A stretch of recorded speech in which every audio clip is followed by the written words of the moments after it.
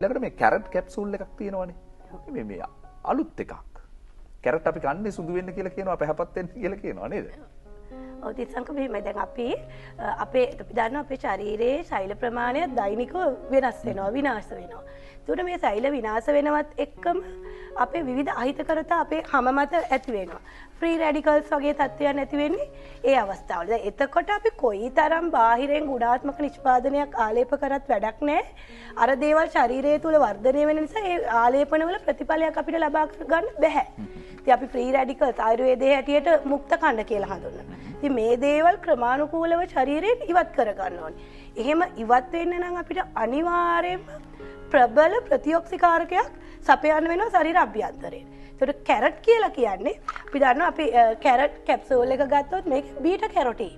Beta කැරොටින් විශාල වශයෙන් අන්තර්ගතයි. ඒකට බීටා කැරොටින් කියලා කියන්නේ අපේ හැම පැහැපත් කිරීම සම්බන්ධව හැම නිරෝගීමත් කිරීම සම්බන්ධව තියෙන ප්‍රබල ප්‍රතිඔක්සිකාරකය.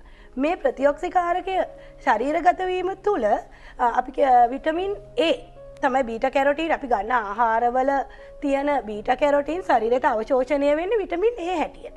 එතන මේ විටමින් A තුලින් බීටා කැරොටින් වලින් ඒ විටමින් A තුලින් අපේ ශරීරය ඒකාකාරී රන්වන් පැහැයක් විතරක් නෙමෙයි ඇස්පෙනීම නිරෝගී කරගන්න, ඇස්පෙනීම තව වර්ධනය කරගන්න, ඒත් එක්කම සමාර්ථිත වැඩි විවිධ දිලීර රෝග පාලනය කරගන්න, හැමේ තරුණ පෙනුම රැක ගන්න කියන ප්‍රයෝජන රැසක් ලබා ගන්න පුළුවන් කැරට් කැප්සූල් එක භාවිතා කිරීම.